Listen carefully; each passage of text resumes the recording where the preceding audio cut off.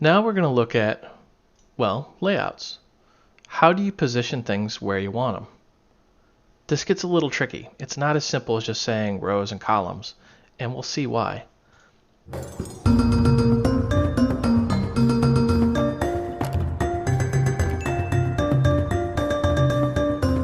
Alright, first thing we're going to do is make a couple text editing controllers.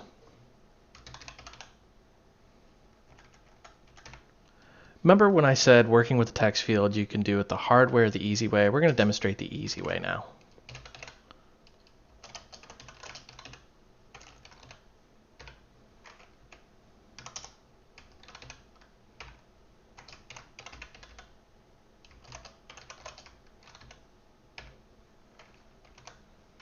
Alright, so we've got our two text editing controllers. What we want to do now is actually work with this layout a little bit here. When we look at this, we just simply have the text. What we want to do is have a text with a field and text with a field, and then a button underneath. So let's go ahead and work with this. We've got a column, and in the column we have children. Let's go ahead and make a row.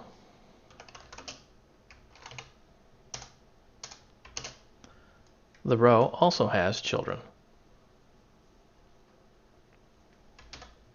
Visually, nothing's changed. What we can do next is we can just simply say, look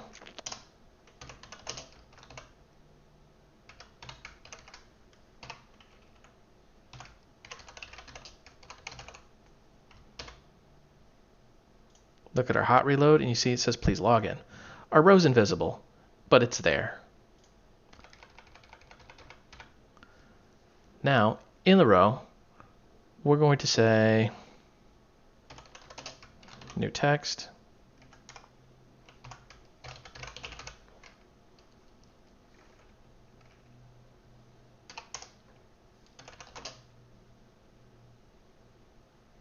And in here, let's add a new text field.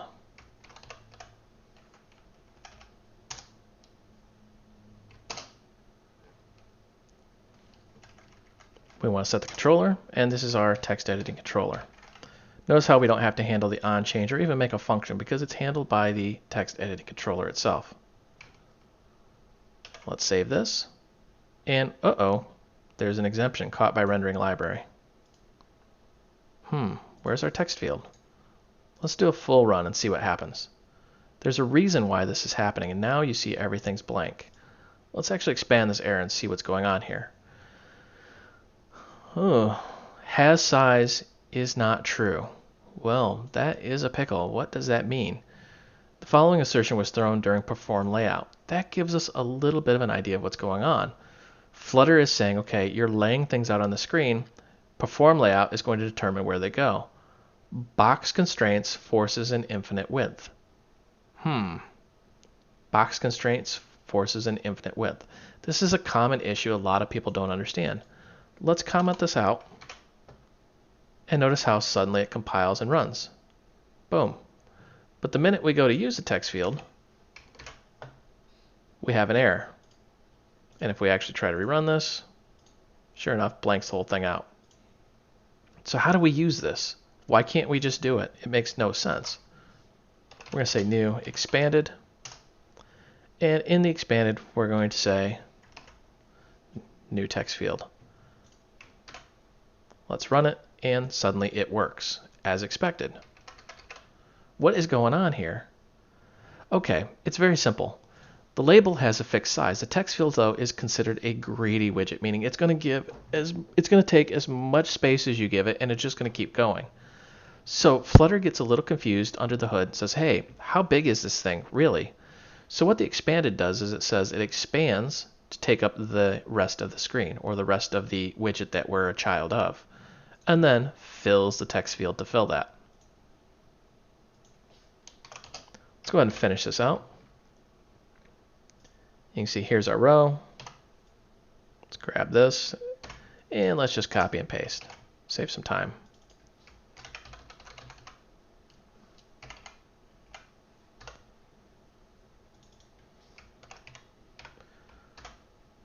Hot reload picks up, and sure enough, we now have a username and a password. We want to change this a little bit because we don't want to see the password being typed. Now suddenly it works like a password field. What we need to do now is, well, you guessed it, figure out where our column is. And this is where indentation really comes into play. Here's our column, and you can see it ends there, so there's our row.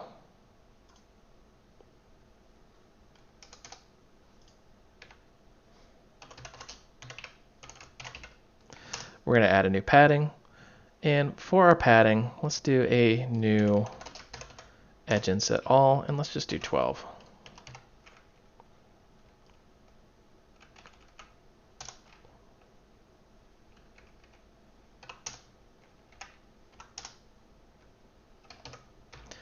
Padding, of course, has a child property.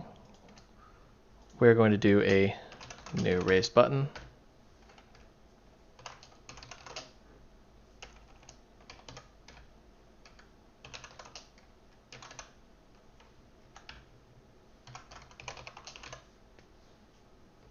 We're going to say click me. And in here in the on press, we're going to actually just print some information out.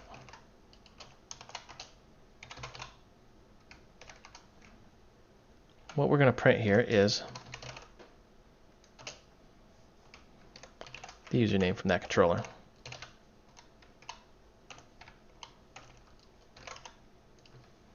And we want to call the text property.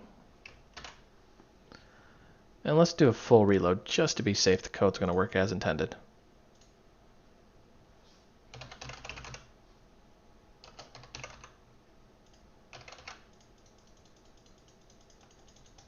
And when we click that, you can see log in and then whatever we typed.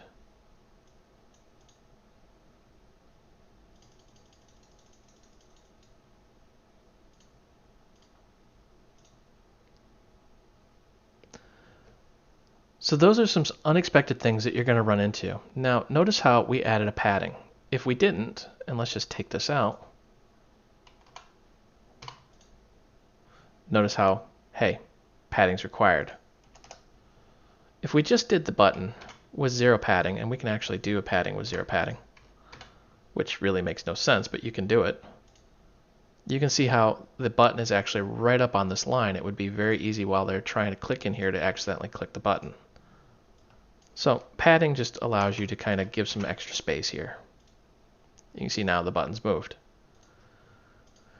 We had to do the expanded on both text fields, otherwise each text field would try to gobble up as much of the screen as they could, and it would have resulted in the program crashing. Let's look at the card. It's a built-in widget that makes things a little simpler. We got a column in here. Let's go ahead and cut that.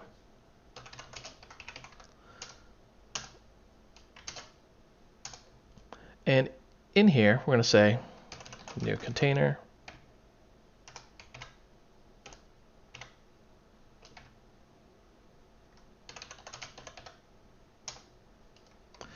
And let's give it a 32.0.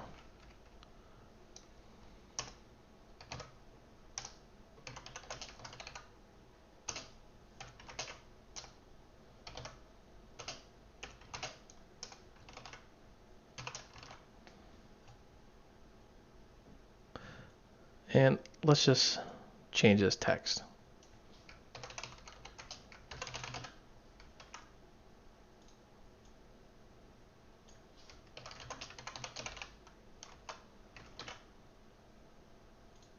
Look at the hot reload and you can see what the card does. It actually kind of bumps it out, changes the color, and puts a shadow. Makes it visually just pop right out. It's actually really neat. Let's grab this and let's make a few of these.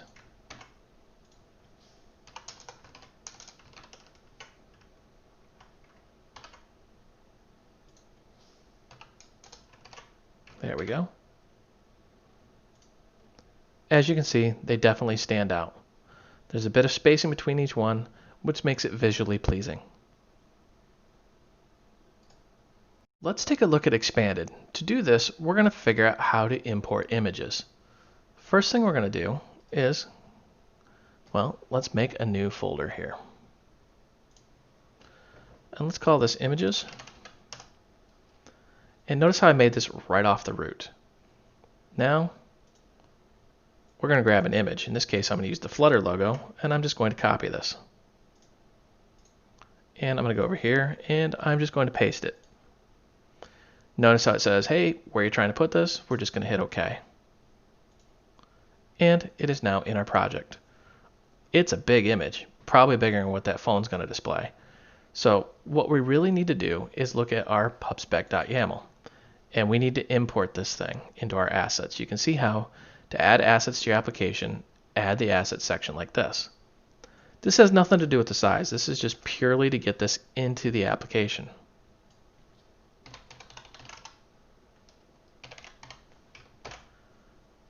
Performing a hot reload, and let's close that. Notice how it's saying, hey, PubSpec's been modified. Let's go ahead and get dependencies, and 0 errors. So our image is in there now. We need to use this thing. Let's go in here, and let's just say, let's call this images.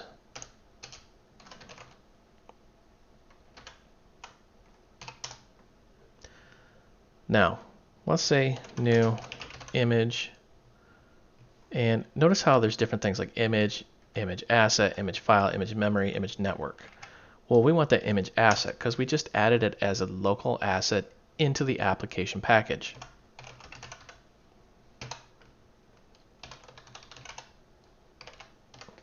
We're going to add it like that. And let's run this. Let's review our emulator. Nothing's happening. Let's take a closer look. Let's actually stop this and rerun the whole thing.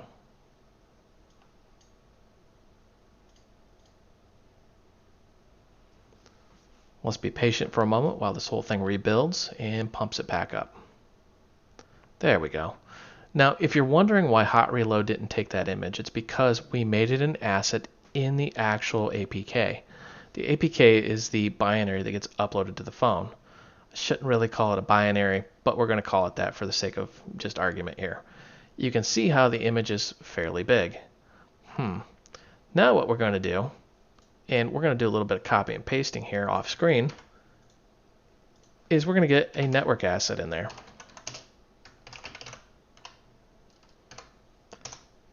And we want to grab something off my website. Initiate hot reload, and oh, you see there's some sort of issue. Exemption caught by rendering library. Notice now we have this big, ugly yellow bar. Yeah, that's a visual representation that something went off the screen. You can see bottom overflowed by, and then I have to get really close to the screen to read that, 72 pixels.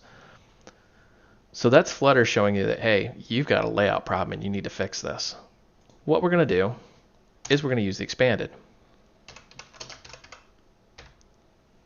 Notice how it wants a child. So for the child, we're just going to grab this.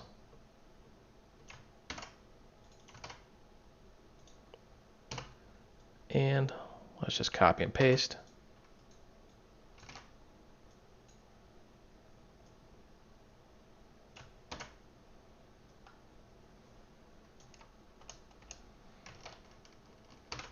Save that, hot reload it. Notice how suddenly it fits. And let's flip the screen and see what happens. You see how even though the screen is much smaller, they are now scaled. That's what expanded does.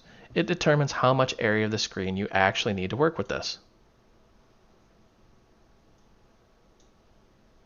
Okay, now let's look at a pretty complex example. We're going to use the list view. I know you've seen one before and it'll be pretty obvious what it is.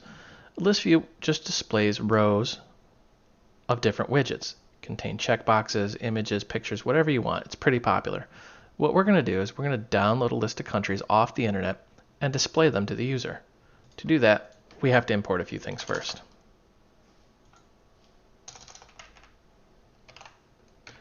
We're going to import the HTTP package,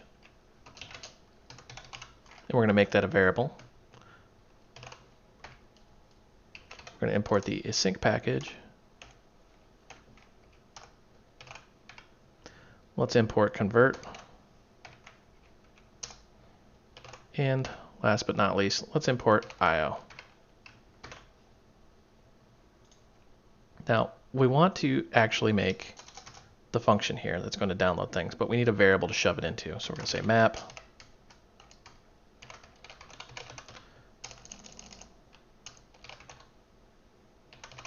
We say countries equal new map.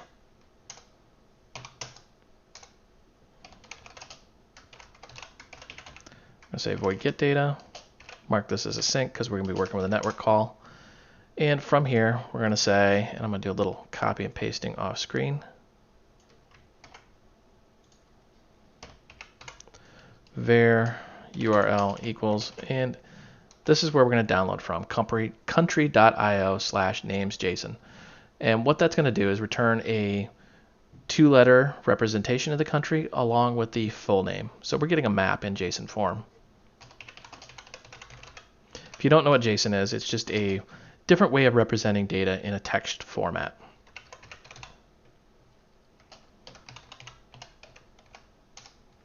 We're going to get that URL, and then we're going to check status.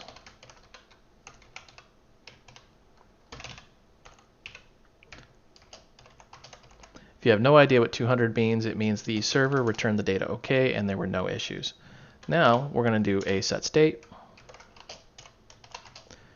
And you guessed it, we're just going to simply slam that data into the countries. We're going to say JSON decode, and we want to decode the response body. So basically what we're doing is we're taking everything that we just downloaded off the internet, decoding it through JSON, and then converting it into a map that we call countries and setting it as the state of the application. And we're just going to say loaded, and we just want to verify what's going on here under the hood.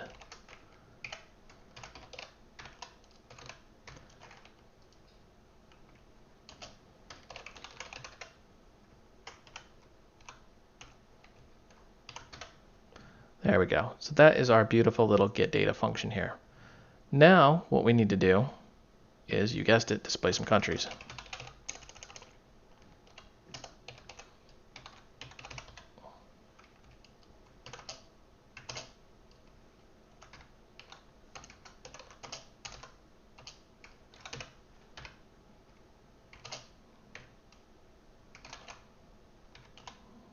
We're going to set that to bold.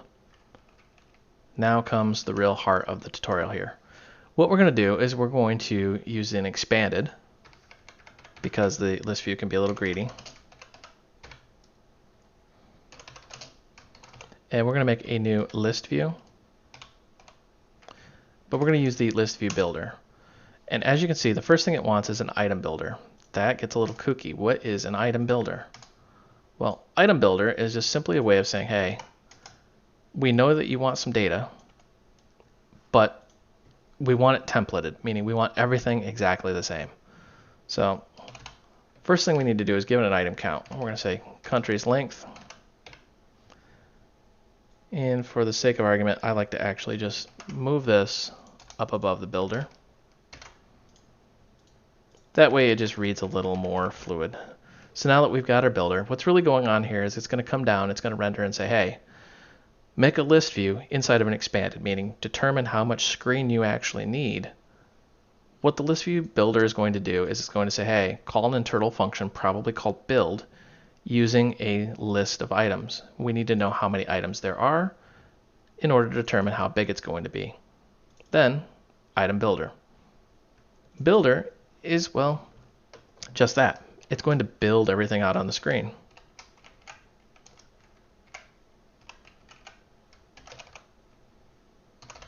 So we're going to say build context.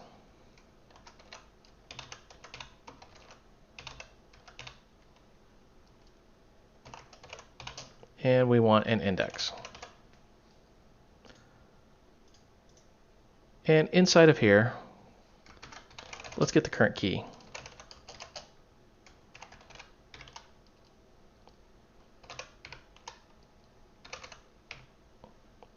That way we can reference the current item. So really what it's doing is it's iterating through the map and saying 0, 1, 2, 3, 4, blah, blah, blah. And on each item, it's going to call this item builder, and it's going to actually render it out on the screen. Now, you should note that Flutter is pretty intelligent. It doesn't render things that it doesn't need. So it's sitting in memory, and this builder can be called dynamically. Whew, that's a mouthful. Let's actually go return, new row, and in here, we'll say children. And for the children, we're just going to say new text.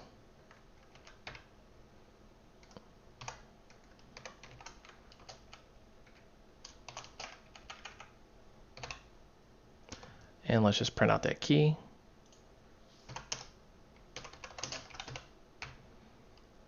And in here, we're just going to say countries and then whatever key we have. Got a bit of a boo-boo going on here. It's expecting something. It's looking to find, I'm guessing, this guy right here. Bang. All right, hot reload. And you can see there's absolutely nothing. So what we need to do is actually get our data. There's two ways of doing this, and each one comes with a little bit of a caveat. The first one is you can do it in the build, which, as you can see, it said loaded 250 countries, which means every time that it's going to re-render, it's going to build. So, for example, if we flip the phone, it's going to go back out, make another network call, and load more countries here. That can be a little cumbersome because you can keep adding and adding and adding to that map and getting more and more and more. And before you know it, the whole thing's just going to die. Didn't like being flipped that way, apparently. Let's try flipping it this way. There we go. My emulator got a little finicky here, but you can see how it's just saying loaded, loaded, loaded, loaded, and it's just going to continue to load those things. Let's clear this out. And let's actually do this a different way. We're going to Control O, bring this up, and we're going to say init state. This is the initial state, and in init state, we're going to say get the countries. If you look at this, you can see there was a whole lot of loading going on there. Those are all the network calls we made every time it said loading 250 countries. A whole lot of it. Let's rerun this. And it's going to take a second just to generate the APK and upload it to the phone. And here we go. Here's our list of countries. And let's flip the phone and see what happens. You can see how it re-rendered everything, but it did not make another network call. Let's actually pull this up so it's pretty obvious what's going on here. And let's flip the phone around a few times just to see what's going on.